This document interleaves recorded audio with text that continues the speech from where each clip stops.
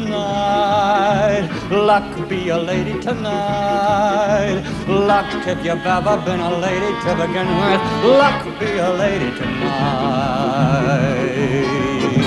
Luck let a gentleman see how nice a dame you can be. I know the way you've treated other guys you've been with. Luck be a lady with me. A lady wouldn't leave her escort. It isn't fair, it isn't nice. A lady doesn't wander all over the room and blow on some other guy's dice. So let's keep the party polite. Never get out of my sight. Stick with me, baby, I'm the fella you came in with. Luck be a lady. Luck be a lady. Luck be a lady tonight. Luck be a lady tonight. Luck be a lady tonight. Luck if you've ever been a lady to begin with. Luck be a lady tonight.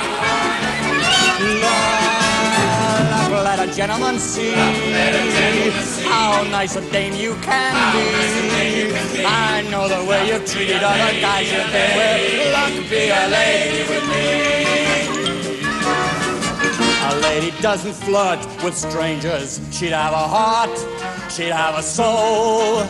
A lady doesn't make little snake eyes at me when I bet my life on this road. So let's keep the party polite. Never get out of my sight. Never get out of my sight. Stick with me, baby. I'm a baby. Stay with me. Luck be a lady. Luck be a lady. Luck be a lady. Luck be a lady. Luck be a lady.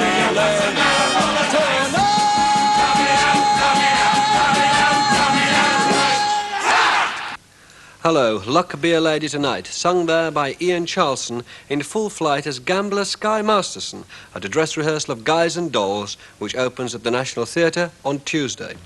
Most of the songs in Guys and Dolls are based on Damon Runyon's stories, and most of them were written by Frank Lesser before a word of the dialogue had been supplied. Eventually, it was Abe Burrows who did that job. He's now in his 70s and is one of the people we've interviewed for tonight's programme. It's worth noting that two previous writers had tried and failed to provide the dialogue and story structure for songs with so strong an independent life. But after that unpromising start, Guys and Dolls became one of the most popular of musicals. Now it's back as the first ever musical at the National Theatre, and it's being given the full treatment with a spectacular set, a 14-piece band, 15 scene changes, extravagant period costumes with a cast of 26. It's cost £94,000 just to set up, and running costs will be very high. Like its subject matter, it's something of a gamble. On its success largely depends the financial well-being of the National Theatre for many months to come. It's Richard Eyre's first production as an associate director at the National Theatre. The four principals are Ian Charlson, whom we've seen, Julie Covington, who plays Sarah Brown, Bob Hoskins as Nathan Detroit, and Julia Mackenzie as Adelaide. Of the four, only Julia Mackenzie has substantial professional experience in musicals. We wanted to see what would happen when a leading acting company took on that most American of musicals, the all-singing, all-dancing Guys and Dolls, a musical fable most of us would remember only from the film version of 1955. When you see a guy reach for stars in the sky, you can bet that he's doing it for some doll. When you spot a John waiting out in the rain, chances are he's insane. It's only a John can be for a Jane.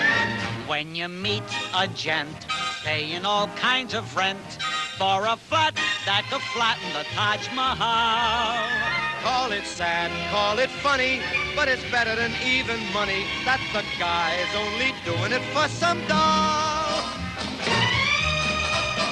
The film, featuring Frank Sinatra and Marlon Brando, was a starry reworking of the Broadway production, which opened in 1950 and ran for over 1,000 performances in New York alone. When you see a Joe saving half of his dough, you can bet there'll be mink in it for some dough. When a bum buys wine like a bum can't afford, it's a cinch that the bum is under the thumb of some little broad. When you meet a mug lately out of the jug, and he's still lifting platinum fall the roll. Call it hell, call it heaven, It's a probable 12 to 7 that the guy's only doing it for some dough. The story revolves around a bet. Sky Masterson, a professional gambler, has been bet $1,000 he can't persuade Sarah Brown, a member of a Salvation Army-type mission, to accompany him on a trip to Havana. He's maneuvered into this position by Nathan Detroit, who needs $1,000 to set up an illegal crap game for New York's crap-shooting fraternity. This is much to the distaste of Adelaide, nightclub singer at the Hot Box and Nathan's fiancée for 14 years. The main characters and essentials of the plot are drawn from the stories of Damon Runyon, a hard-bitten sports journalist turned writer. Runyon's world is 40s New York, peopled with a richly comic assortment of low-life types. His characters are the small-time mavericks of a big city, petty gangsters and gamblers who spend their days at the racetrack and their evenings in and around Mindy's restaurant on Broadway, trying to raise capital for the next day. The man who recreated this world and these characters for the stage was Abe Burrows. I met him when I was one of the running the Stork Club show, the television show, and he used to come in all the time. And he admired my show, the show I'd written, Duffy's Tavern, through the years, about 5 years. And he was very sweet about it. And I said to him, oh, look, your stuff is so great. He says, nah. He says, you're a New Yorker. He says, I'm living down south. Nice man. Guys and Dolls was Abe Burrows' first stage show. Before that, he'd been a highly successful radio writer with a particular comic style. I used to write my crazy songs and stuff like that. If you were the only girl in the world and I was the only boy, okay, but right now let me alone. Songs like that, you know? I'm in my 30s, so I didn't see the original Broadway production. And I've only seen the film. So I'm not trying to recreate some half-remembered image of that particular production and those sets and those actors. Although I know the record of the original Broadway cast very well, and it's very difficult to eradicate a lot of that. But I certainly felt that I knew New York from early movies. And I somehow still feel that I know the look and the feel of New York just from seeing so many films. And it's a very, very romantic city, and the look of it. And I wanted to get something which had that sort of feel of being able, the sheer scale of it being there, but also the feeling that by day it was kind of fairly duff place, but by night it became Aladdin's cave. And all these characters live by night.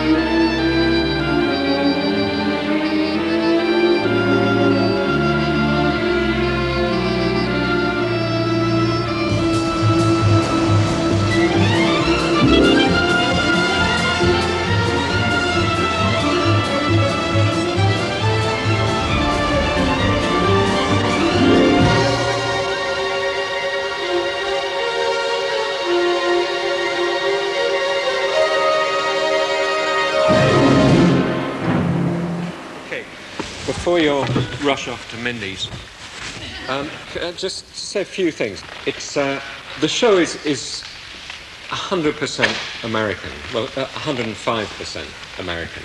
It's probably more distinctively American than almost any musical, and that presents some problems because it's clear that we have to work very hard on getting the accent right. I want it to be so unimpeachably American that nobody could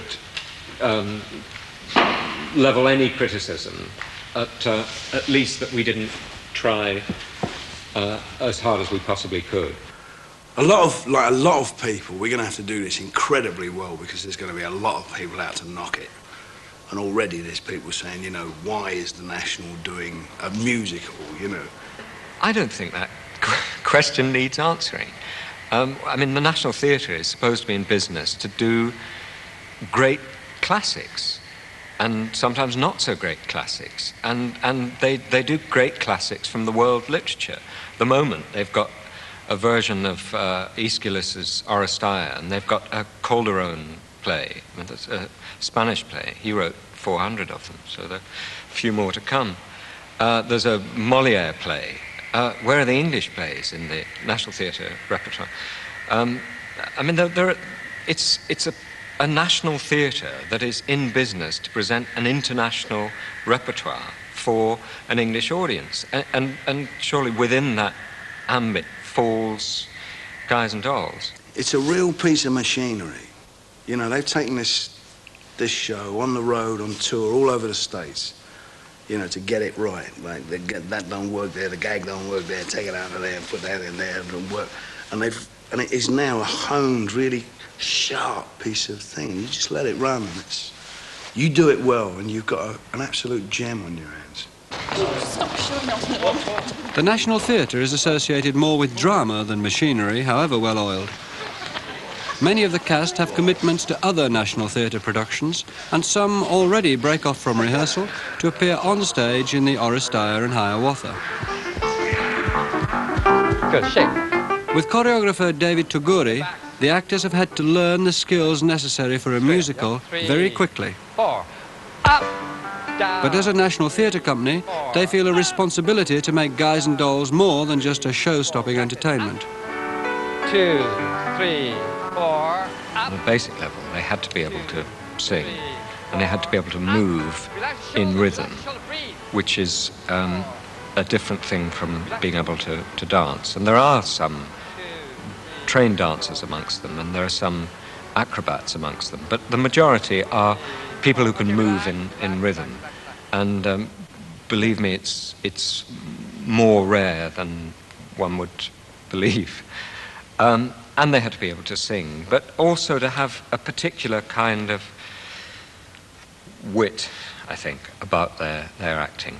I mean, there's that Abe Burrows quote of casting the original Guys and Dolls, and he quotes Michael Kidd, the choreographer, as saying, we want actors with bumps, or maybe he said dancers with bumps, but in our case, we were after actors with bumps, actors who were in some way a bit idiosyncratic, who didn't look like conventional English actors. And I think when you see them lined up, they're pretty formidable. There's a pretty formidable array. 2, 3, 4, 5, 6, 7, 5, 6.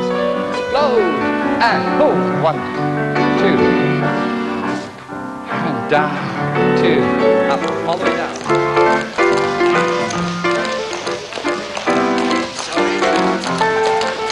4, 5, 6, 7, 8. 1, 2, 5, 6, 7, and 8. 1, 4, and 1, 2, 3, 4, and 1, 2, 3, 4, and straight line, straight line. 1, 2, 3, 4.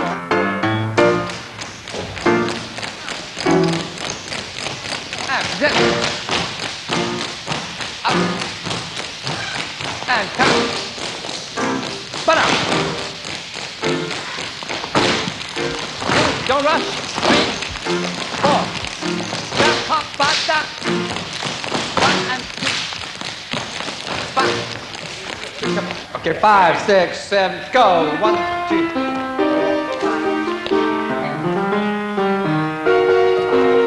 We've worked out a joint approach to all the musical sequences in the show.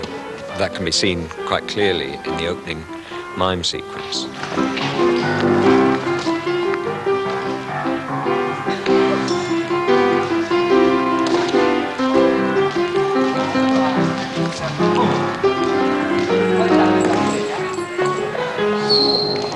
all the staging within it is David's invention, with perhaps details that I've supplied, but we'd agreed a form, we'd agreed a pattern for it.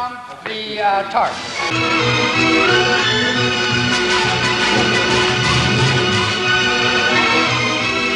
The purpose of the opening mime sequence in the musical, as in the film, is to establish the world in which the action takes place. In this case, Times Square, with its gallery of New York street types.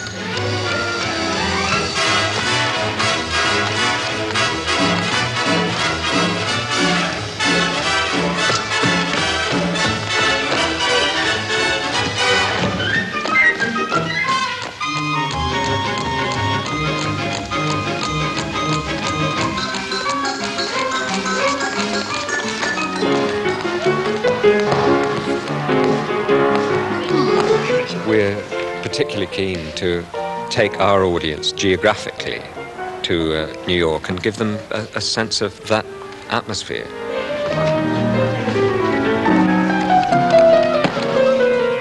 To some extent, we're going to make the prologue a recognizable pastiche of silent film. It'll be lit at times to simulate flickering early film, and it'll start in monochrome and move very slowly into Technicolor.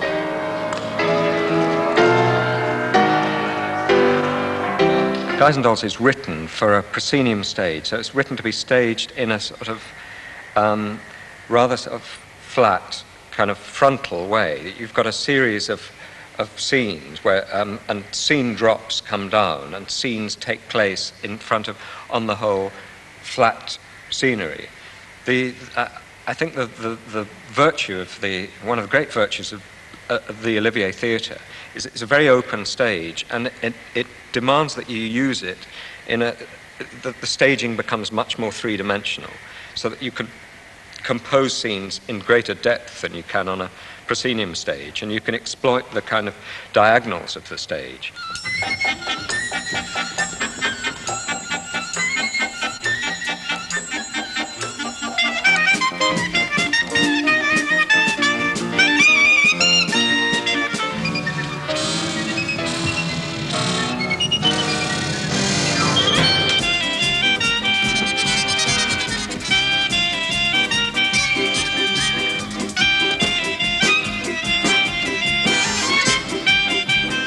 The sense of New York, and particularly of Runyon's New York, is sustained through the characters in quest of Nathan's illegal crap game, which finally finds a home beneath the streets of New York.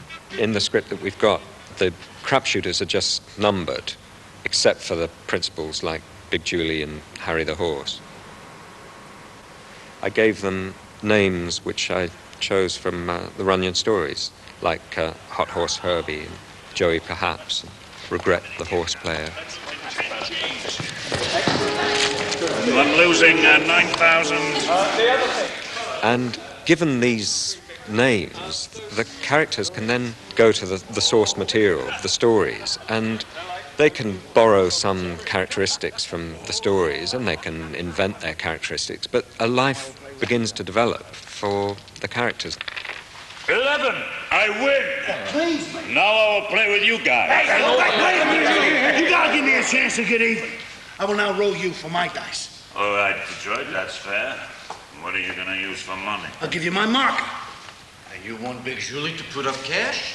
Nathan done it? Yeah, I did it. Sorry. What kind of deal is this, anyway? I think you should put him up to it. It's like you putting the weapons into his hand. That cleans you. Because, I mean, Benny's so outraged. He's the Joker. But it is that degree of concentration. Everything is focused. It's just a bit random at the moment. There's an awful lot of group work in Guys and Dolls where you want, where what we want is a sort of graphic delineation of a particular attitude, and where the central action is kind of taking place between, let's say, in the sewer scene between Nathan and Big Julie. But there are another maybe 15 guys around them who are all part of the scene, and they're all contributing to the scene.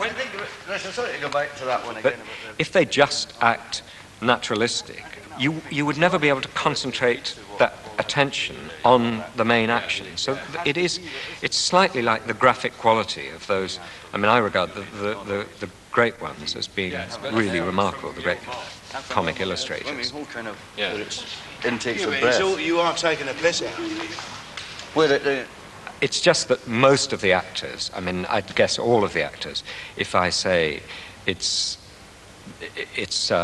Batman acting, I mean, they know I don't mean it's Bruce Wayne and Robin. It's the guys on the periphery. It's that concentration of attitude, and it's a stylization that is extra real. I just think it helps the whole thing if there's a bit more kind of amazement for us all. But it's only amazement from you. It's not from them, because they're amazed that you object to it. It's just their reaction must be just. This is really getting hot. Yeah, well, but I mean, it's for you to whip Kevin and Bob up, isn't it? To get, like, to draw them in on. Right. Yes. What is this? Some people say it's Colombo. I'd like to talk to some of you guys. We ain't talking, we're shooting crap. Having cleaned out Nathan Detroit, Big Julie runs into Sky Masterson. It has to do with Miss Sarah Brown's mission. Say, who is this guy? The fellow I was telling you took the mission to Havana. Oh, I get it. Look, fella, why don't you go back to your praying tomato? You are slowing up the action around here. If you're looking for some action, would you care to make a small wager on a proposition? What's the proposition? My left-handed or right-handed? How would I know a thing like that? Well, I'll give you a clue. Once you set the thing, they are not bums. They are gentlemen. Now, one thing I'm proud of in Guys and Dolls is that there is not one off-color word. No swear word. And all these fellas would ordinarily say terrible things. No, I just left it all out. I don't write dirty things. That's easy. Dirty things you say to your relatives, but you don't say it in the theater, you know? Hey, Masterson! Glad to see you, Sky! Nathan is desperate to set up any sort of bet with Sky Masterson to get his hands on the $1,000. In small-scale scenes like this, the attention inevitably focuses on the actor's use of idiom. I feel great. All right! I mean, it should raise. Well, it's always a pleasure to see you, but I'm just wondering why you're just so pleased to see me. That was my first show. But I had written the show called Duffy's Tavern. I was head writer of it for 5 years. And that was about mugs who talk that way. And I kind of talk that way myself. I mean, I don't sound like a professor of Berman, you know? I have this sound. My father was a New York kid, and I had this way of speaking. And Duffy's Tavern were mugs talking like that. And I used the sense of it when I did Guys and Dolls, which was my first show. Tell me, are you hungry yet?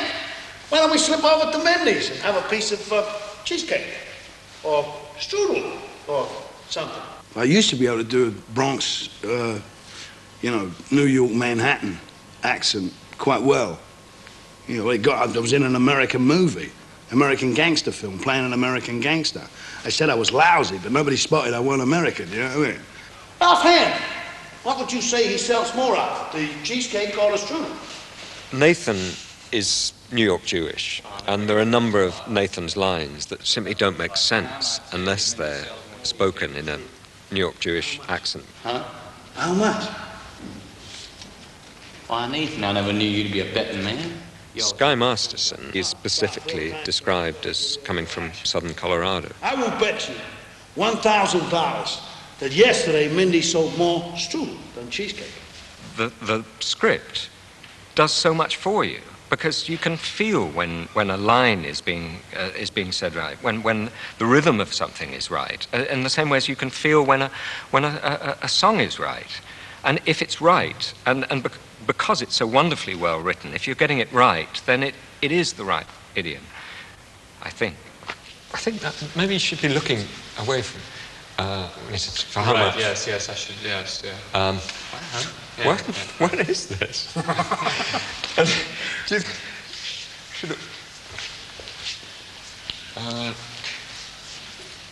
What's the line before, just for how much? Offhand, how much would you say sells more cheesecake than strudel? It's like hooking a big fish. You see this huge fish. Yeah. And it's just swimming towards your hook.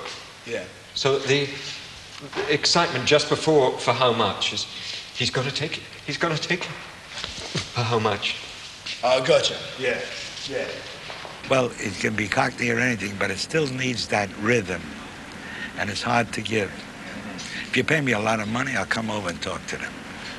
Now, Nate, I do not claim you've been clocking Mindy's cheesecake. You don't think. However, if you're really looking for some action, I will bet you the same $1,000 that you do not know the color of the necktie you have on. Well? No bet.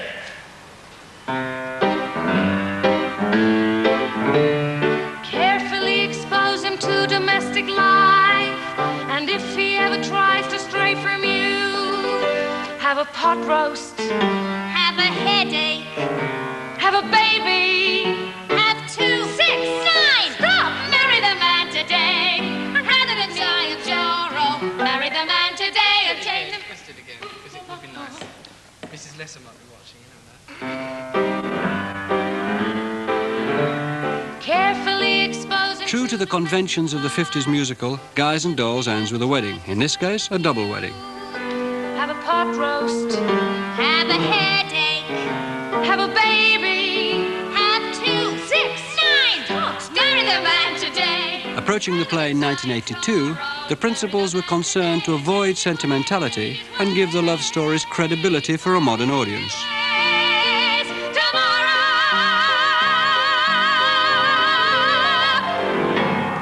People expect, because of films and telly, and people expect you to be more, acting to be more naturalistic or to have a more realistic foundation.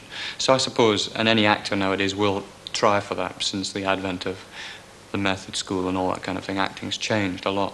So it's true that even although it's romantic and soppy or whatever, an actor will usually approach a part nowadays from the point of view of trying to make it real, or realer than, I mean, not just, Moon and June. Victor, now that we're caressing nose, right? No. That's more. Pushing this out. Well, mate, if I were a salad.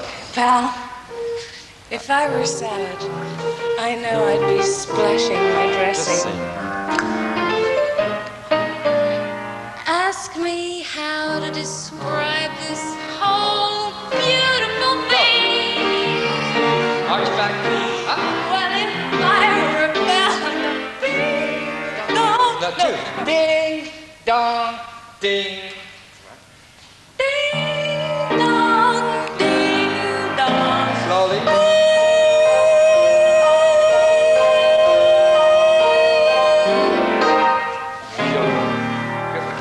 Can we go from the top, please? Top of the number.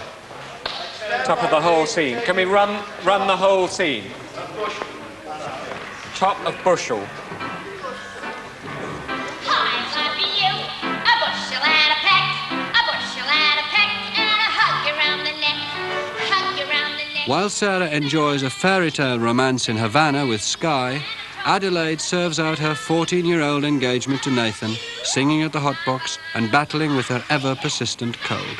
Because I love you, a bushel and a peck, you bet your pretty neck I do.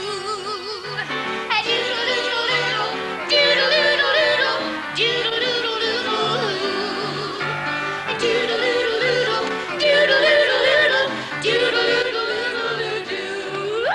Hey, chick, chick, chick, chick, chicky. Peck, bushel and a peck, kind of hard around the neck. A lousy Joey Biltmore. I was very keen, as were the actors, that this scene shouldn't be played just for the gags, just to exploit the comic potential. You're always reading books. You're becoming a regular bookie. This is very interesting, Nathan. Of course it's exaggerated, and of course it's an essentially comic relationship, but they're real people. They have real passions. So the doctor asked me how long I had had it. And I told him a long time. And I said I thought it was on account of my dancing with hardly any clothes on, which is what I usually wear. So he said to read this book because, he said, it might be due to psychology. You haven't got that, have you? I think I was the first really funny one. Really. Because the others, they had little funny relief. They put in the two kids, a girl and a boy, and they liked each other and chased. But mine was complete comedy all the way. There were some nice moments and everything, and it was a love story, but it was funny. And I said, if you don't want it funny, I don't want to do it. That's all. Because I think funny. That's my trouble. That's my trouble. Always. You! I'm all dated up tomorrow night with Society Max, and he breaks on account of your dopey crap game. Honest, Adelaide, I pity you. Oh, there it is. Adelaide, look at me. I'm down on my knees. Oh, get up. It reminds me of your crap game. Come on, you're just upsetting yourself. You and me are gonna be all right. After all, we love each other. We're gonna get married. I don't believe you anymore. But it's true. Come on, you'll feel better tomorrow. Come on, cheer up, honey. Let's see that little smile. Yeah, that's my girl. I'll see you tomorrow.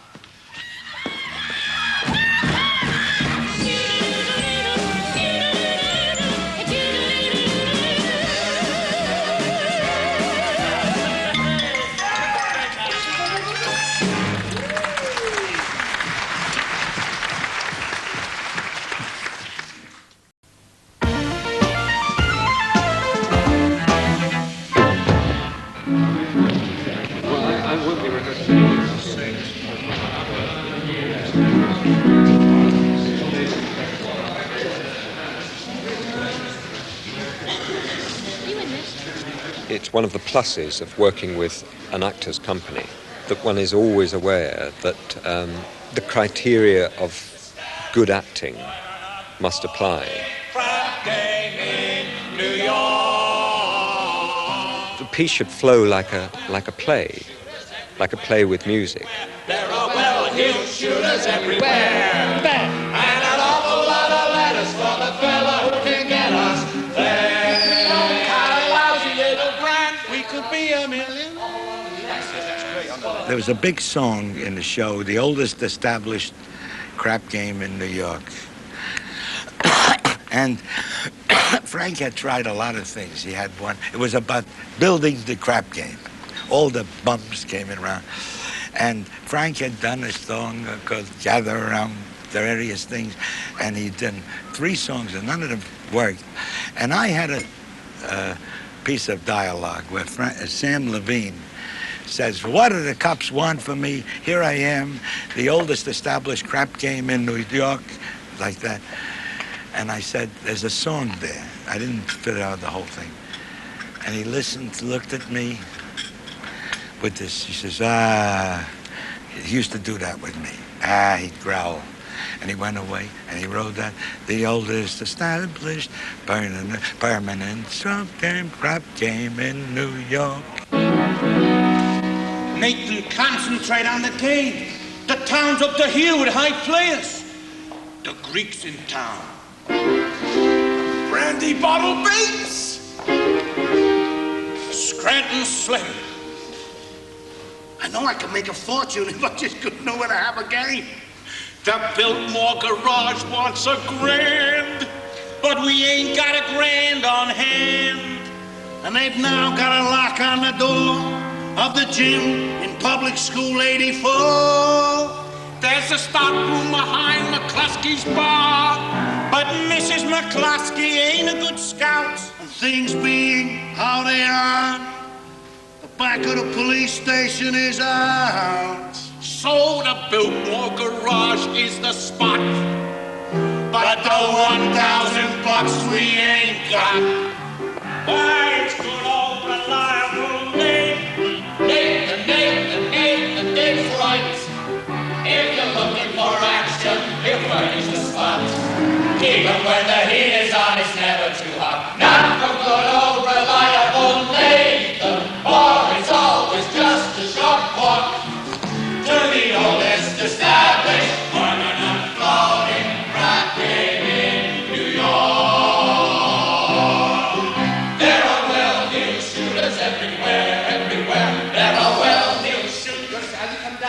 We must sing that. There are Well, everywhere. Well, heel shooters everywhere, everywhere. There are Oh, we've gone on the right. shooters. Yeah. Yeah, it's better. Well, yeah, it's better. always kind of like it's just doing a show. Oh no, but I was going on the left now. Well, let's see what's the better. There are well-heeled shooters everywhere. There are well-heeled shooters everywhere. There's songs all over the gaff. And dances, you know, you sort of, if you're doing a scene, you do a nice little scene, it's terrific, and then suddenly you oh, I've got to do that bit that I did upstairs. You know, oh, the feet have gone soppy again, you know. Everywhere, there are well-heeled shooters everywhere. That's three. Slow. I think slow. So there are well-heeled shooters everywhere. There are well-heeled shooters everywhere. 1, 2, 3. And an awful lot of letters for the fella who can get us. If we only had a lousy little plan, we could be a millionaire. So reliable, Nathan Detroit. If the size of your bungalow you want to increase, he'll arrange that you go broke in quiet and peace. In a hideout provided by Nathan, where there are no neighbors to squall. Okay. If your hands are there, can you fit at the same time as your knee? Great, okay? Right, and then when you sway, can you give me a good tough shoulder? Out, in, out, is it? Out, in. Right, okay. Out, da. Where's the action? Where's the game? Gotta have a game or we'll die from shame. It's the oldest established permanent floating rap game in New York.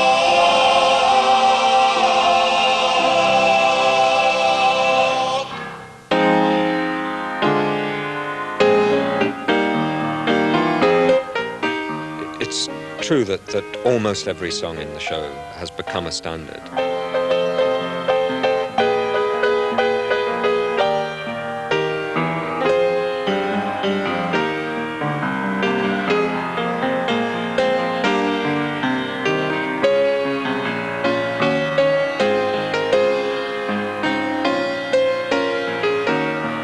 It was like approaching Hamlet, where you've got a play that's full of quotes.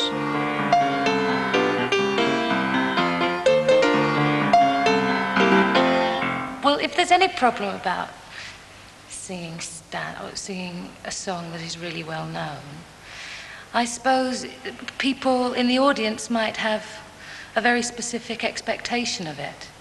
And if it doesn't fit in with how they like to hear it, I suppose we could possibly disappoint them.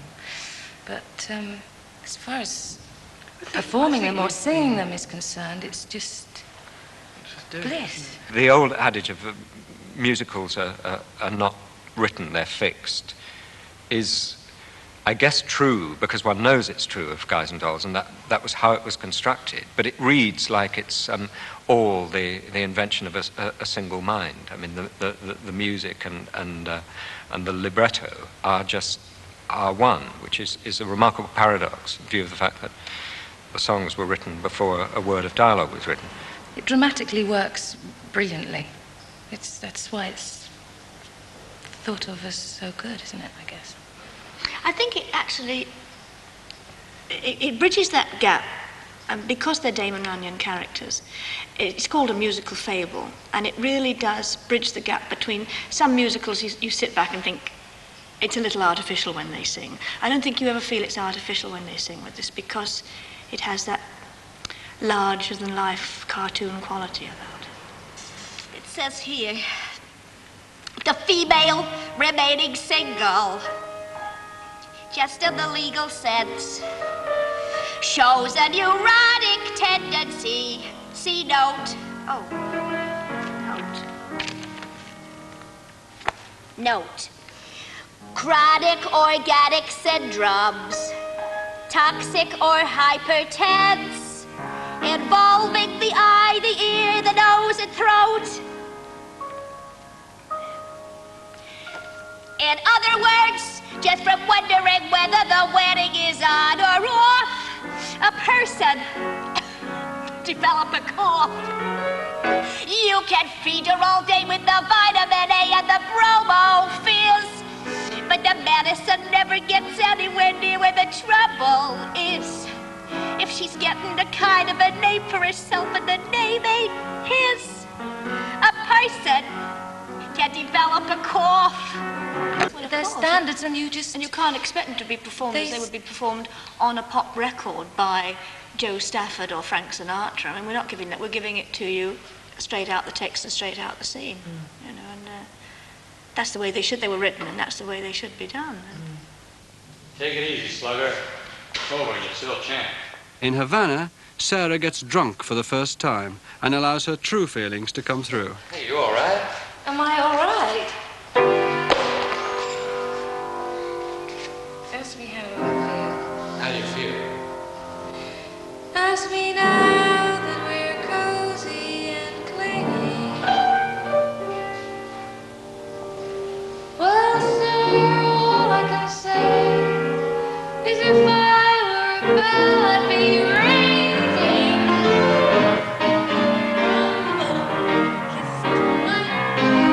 That's the way I just gotta behave. Boy, if I were a bell, I'd and if I were a banner, I'd wave. Ask me how to feel, little me with my quiet and brave. Well, sir, all I can say is if I were a gate, I'd be swinging. And if I were a watch, I'd start pumping my spring. And if I were a bell, I'd go ding dong, ding dong, ding. The thing about the song that I was worried about was actually being able to sing it, act drunk and sing it at the same time. And there's one tiny bit at the end of the song which I can't remember it, Tony. What was you referring to? It's before. It's after ding dong ding. It's the very, very end. After she goes, if I were a bell, I'd go ding dong ding dong ding. Now play what is underneath on the piano. Under ding. So if I were ask me how to describe. And ask me how to describe this whole beautiful thing. Well, if I were a bell, I'd go ding dong, ding dong, ding.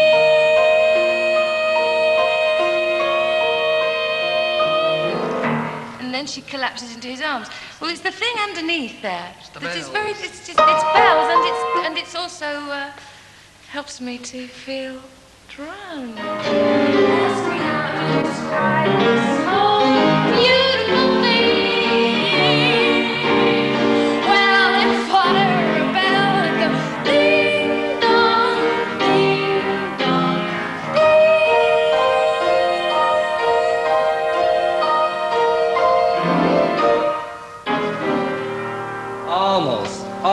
Almost. Not bad at all. Almost there, huh? Lunch. Do you want to put this one in that side? Because if you want to fiddle that side, you've got to be in that.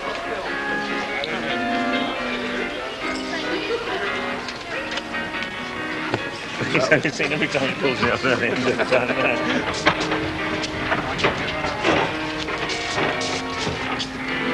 What's on?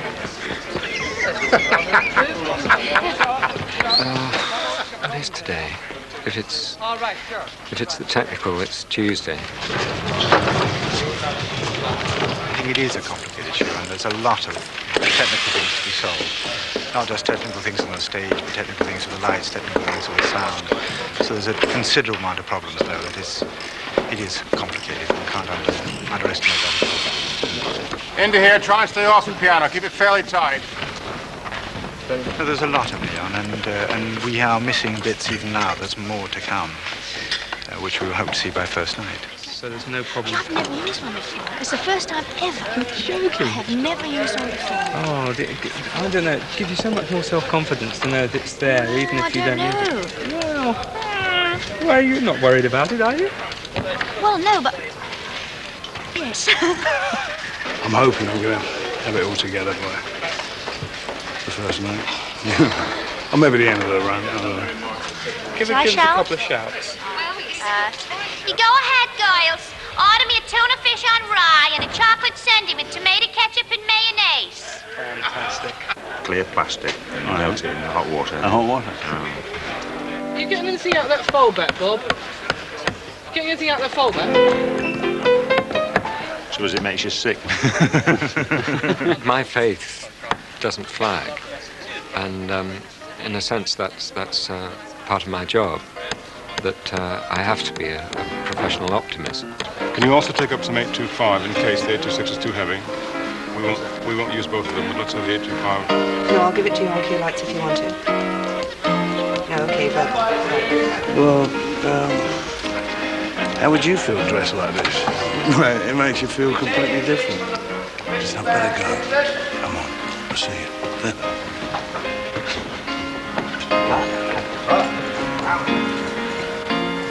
Oh, I love it. I love everyone who's playing it. I love the show, and I love the people doing it.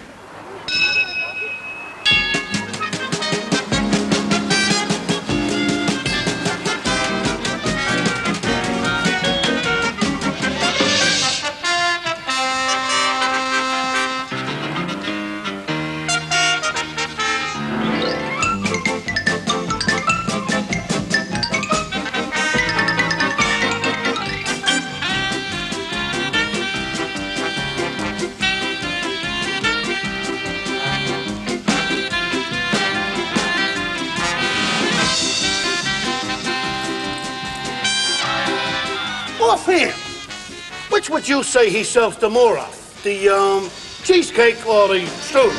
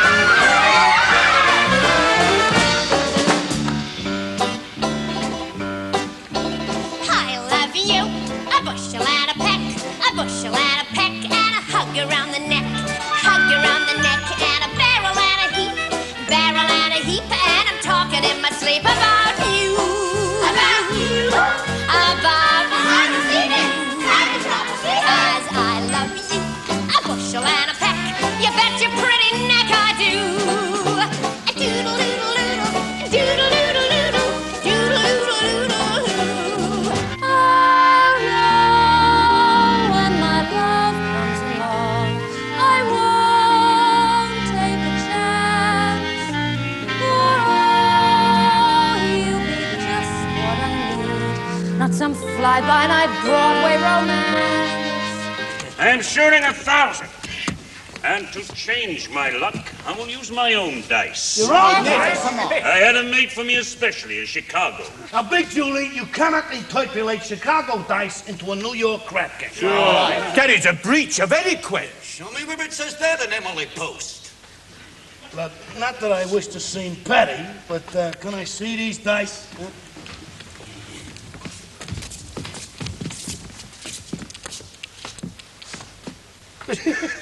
Well, these dice are blank. They got no spots on them. They're blank. I had the spots taken off for luck. But I remember where the spots formerly were.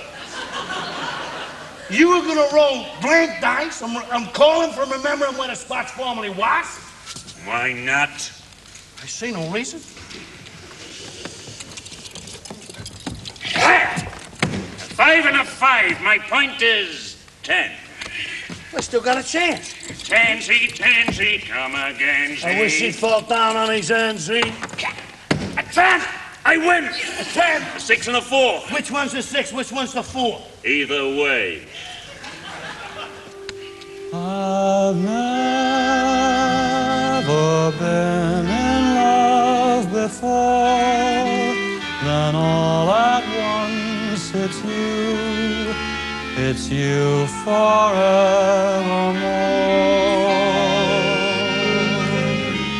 I've never been in love before. I thought my heart was safe. I thought I knew the score. I sailed away on that little boat to heaven, and by some chance found a bottle in my fist, and there I stood, nicely passing out the whiskey, but the passengers were bound to resist. For the people all said beware, you're on a heavenly trip. People all said beware, beware you'll scuttle the ship, and the devil will drag you under by the fancy tie around your throat. Sit down, sit down, sit down, sit down, sit down, you're rocking a boat. And as I left at those passengers to heaven, a great big wave came and washed me overboard. And as I sank and I hollered, someone save me, that's the moment I woke up. Thanks the Lord.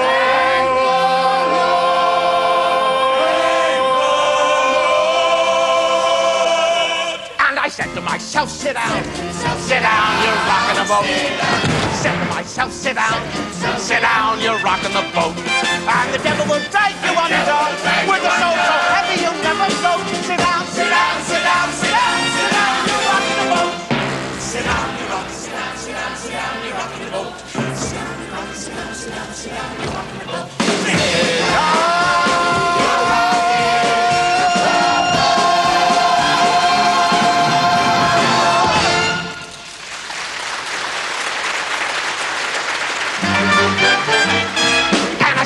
Sit down, sit down, you're rocking a boat.